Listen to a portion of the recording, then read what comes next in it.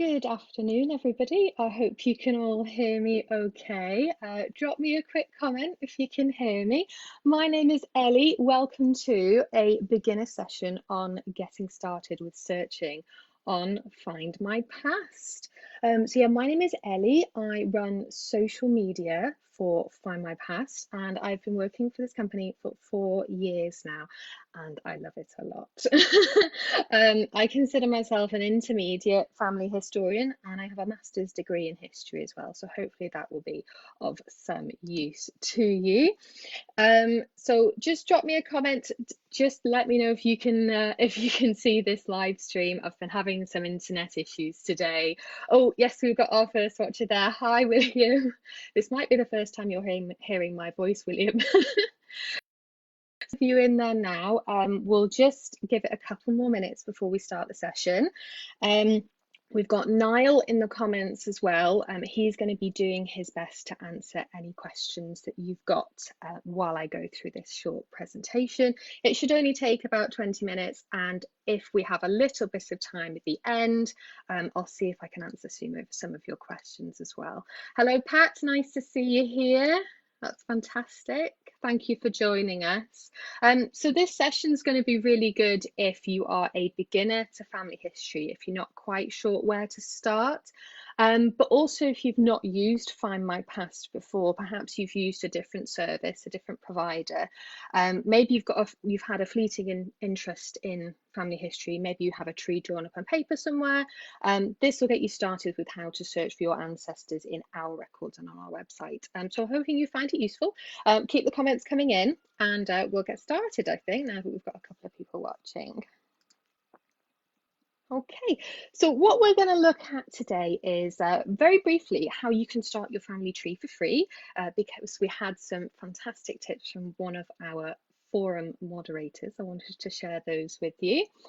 What can you find on Findmypast? Some of you might be thinking, well, yes, you've got all these records, but what can I actually find? So we'll have a brief look at that. And then mainly we're going to be looking at the 4 different ways you can search for your ancestors on our website. And then I'll just finish up with my top 5 search tips. Okay, so we'll crack on, see what we can do today. So yeah, big thank you to Rosie, who is one of our forum moderators. She was kind enough to share some of her top tips for starting your family tree completely for free. And I thought it would be a good idea to revisit those now, just in case we do have a lot of beginners here watching. So her tips were to, first of all, draw your tree on paper first, just what you know, just what you remember. And if you're not sure on anything in particular, for example, whether it's a date or whether it's a name, a middle name, a place of birth, just put a little asterisk near it and you can always come back to it at another point, okay? Family history is a marathon, not a sprint. I think that is very true of anybody researching. And even if you're doing something like social history, sometimes it's not something you can find overnight, so just bear that in mind and be patient with yourself.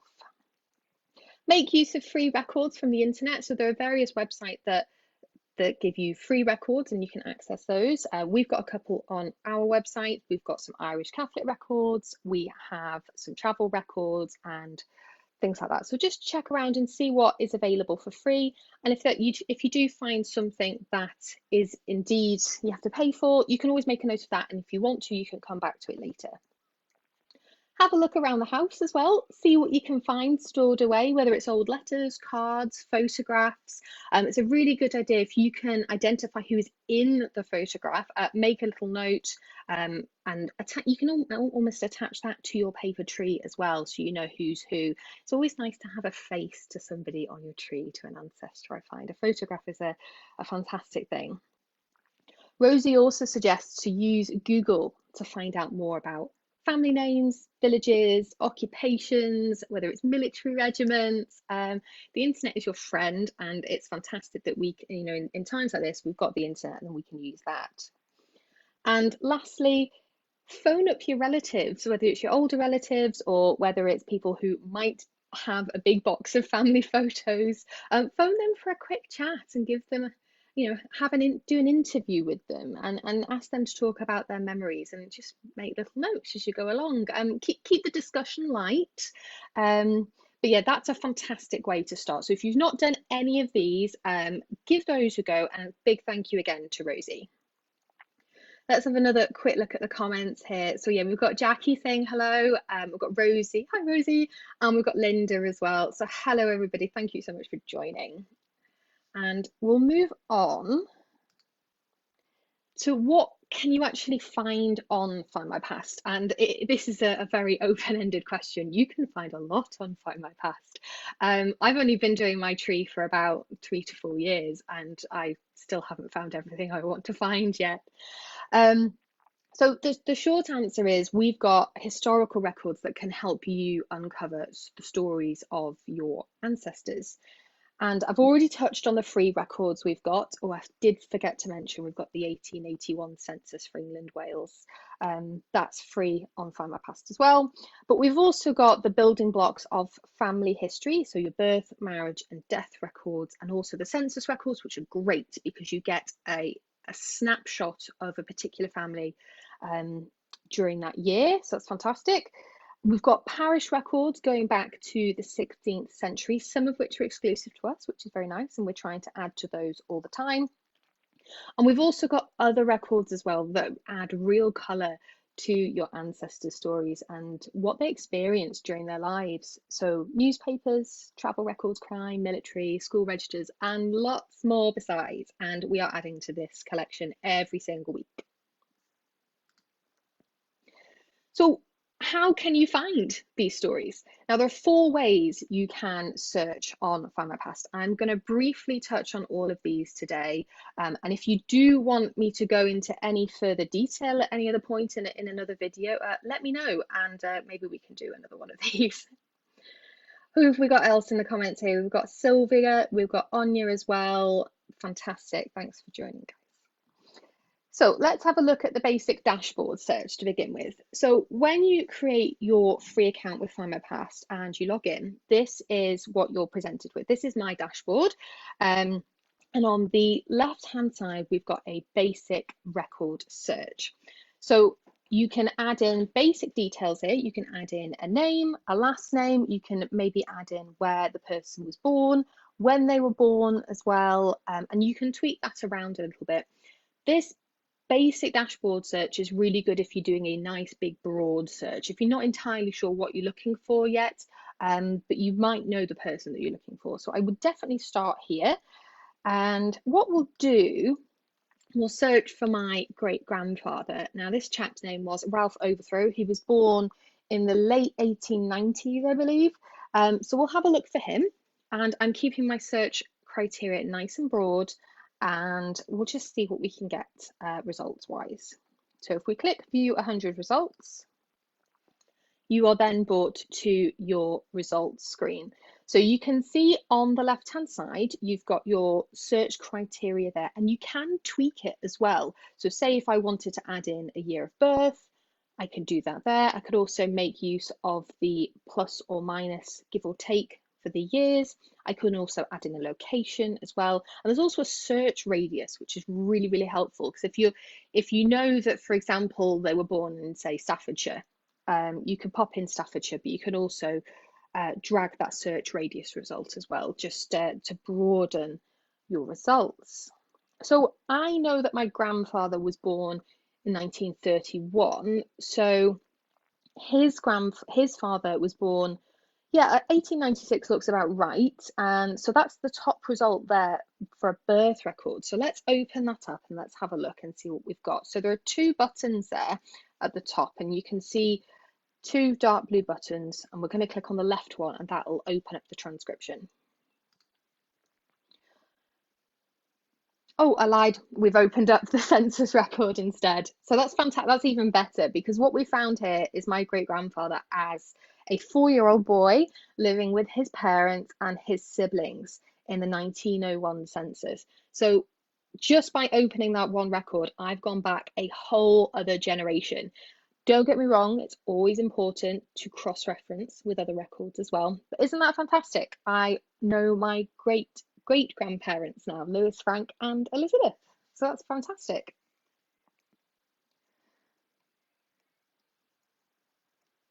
Sorry, it's playing up a little bit here.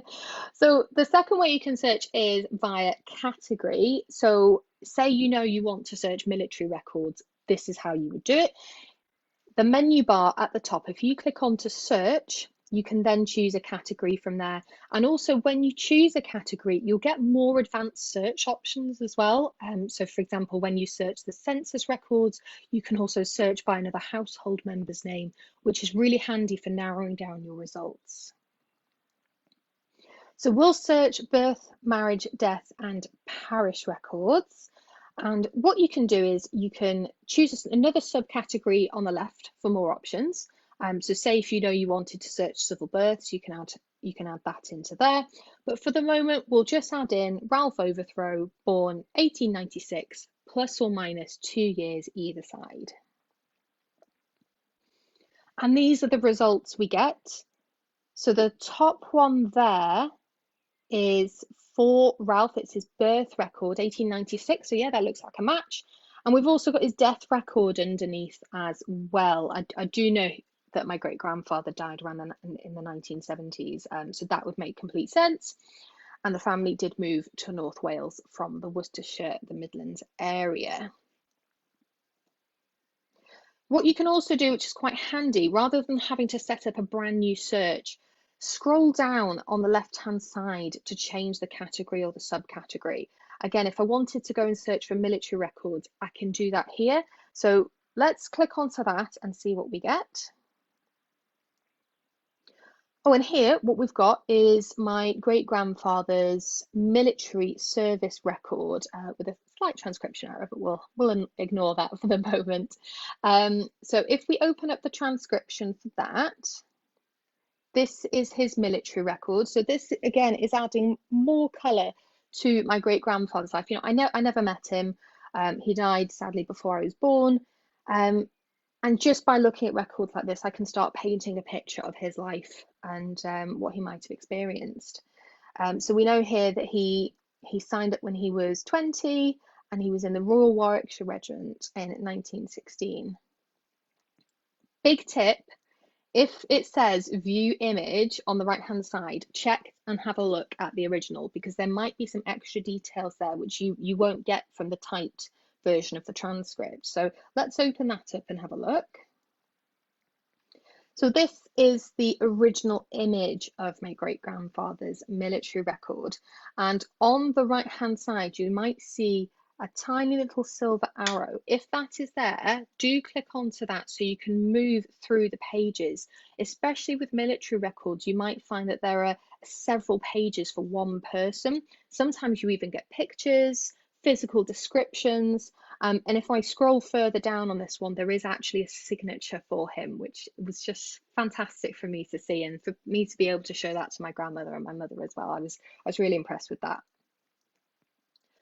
So the third way you can search, and this is what if you want to be really specific, or you can be really specific, is via our A to Z of record sets. And again, you can find this from the navigation bar at the top of the screen. If you click onto search and then click onto A to Z of record sets.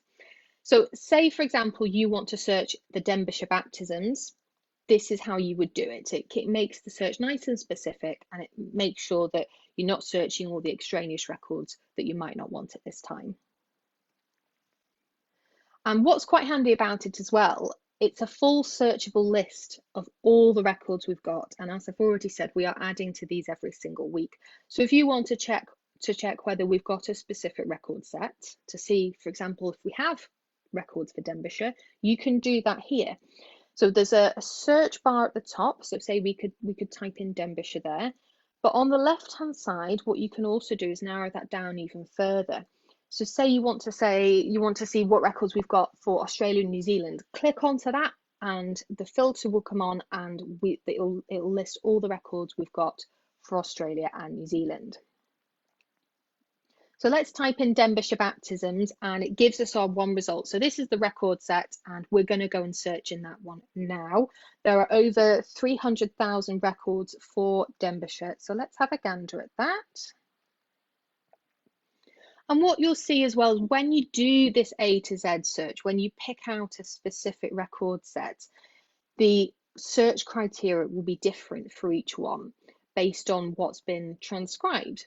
So, for example, for this one, we've got a first name and last name field, we've got a when, baptism year, birth year, we've got a place, and the father's name and mother's name you can also add in as well if you know them. This is particularly handy if you have found one ancestor and you then want to find their siblings and you want to find how many children a couple had. So what we'll do is we'll flip to the other side of my family for this one, to my paternal line, and we'll have a look for my other great grandfather, Robert Thomas Jones, and he was born around 1876, and I'll keep that plus or minus 2 years field on there as well, just in case we miss anything. Now, my apologies, before I move on, I have just noticed that there's a lot of comments coming in here and I've not seen them, so my apologies for that. I will try and answer some of these at the end, but for now, we'll just move on with the A to Z, if that's all right. Okay.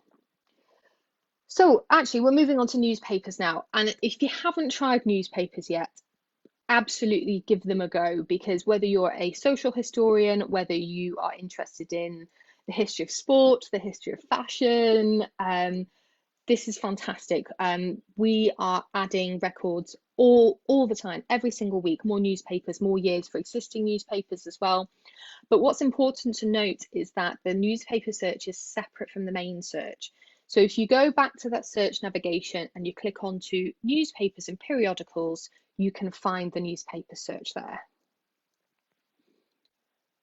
And there are a couple of options for searching here. At the top left, you can see first name, last name. You've also got the option to add the exact search or not, but you can also add in keywords. So for example, if you wanted to research the Titanic, you could put the Titanic in as a keyword.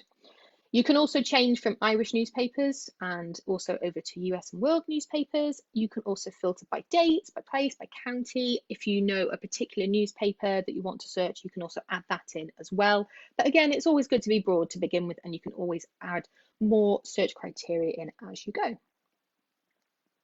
So I've just added in overthrow there as the last name.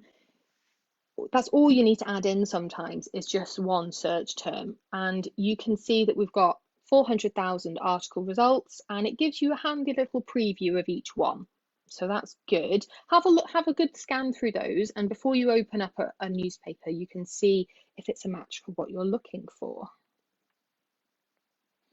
And this one here I've just opened up is from the Gloucester Citizen in 1949, and this is actually an article for a funeral for a relative of mine. He's not a direct ancestor, but anybody with a name overthrow is going to be related.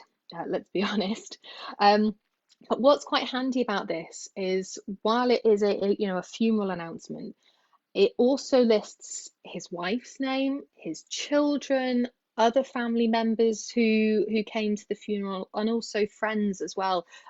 So just by opening that one newspaper, if you didn't have this information on your tree already, that can be added in. And again, cross-reference with things like census records and the birth, marriage and death records as well, just to make sure you've got all the loose ends tied up. So just to finish off, my top 5 search tips for any beginner. As I said earlier, be patient with yourself.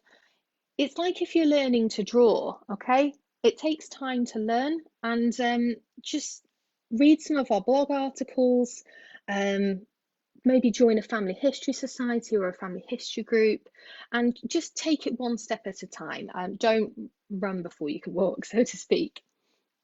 And as I've already mentioned, don't be too exact when you're searching either, because you might miss things.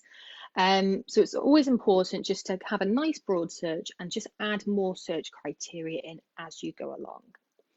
Cross-reference where you can, so use the different record types together, and that way you can build up a bigger picture of your ancestor and their family, but also it helps you make sure that the detail that you've got is correct. And as I said with the military records, if there's an original image, open it up. You never know what else you might find. And when you're searching, all the search fields are optional. So you don't feel like you have to add in lots of information. I understand it could be frustrating if it's saying, oh, you must add in a birth year, but you don't know it. You don't actually have to add it in at all if you don't know it. So let's have a quick look before we finish up at some of your comments and see if I can answer if there's any questions in here. So we've got, who have we got in here? Lots of comments here. We've got Linda, we've got Amanda. Fantastic, we've got Sylvia. Hello, everybody. I'm sorry I've missed this. This is what happens when you're presenting slides like this. You miss all the comments. We've got Pat saying newspapers are really valuable. Fantastic. Sorry, this is me just reading through all the lovely comments now. Sylvia Valentine, always important to check the original image and to follow any arrows. Absolutely. And William agrees as well. Fantastic. Lovely. Well, I can't see any questions in there. Hopefully Niall's been answering any that have come in.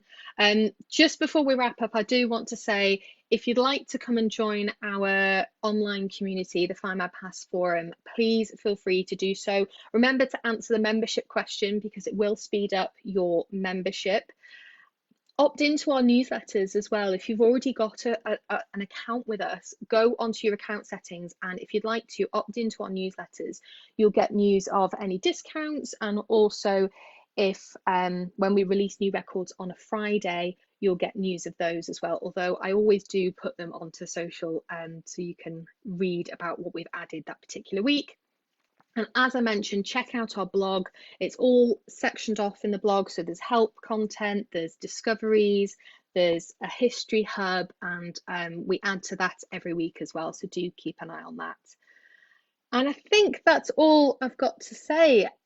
Just let me know if there's anything else you'd like to learn about. There are going to be more discussions coming online over the next couple of weeks. We've got some fantastic events for you next week lined up, and I am posting some research challenges on our Facebook page as well. So if you're up for a challenge, do give one of those a go. So for now, I'll be signing off. I hope you're all staying well and you're all staying safe, and come and talk to us on Facebook, on Twitter, and on Instagram as well. Take care. Have a lovely evening. Bye bye.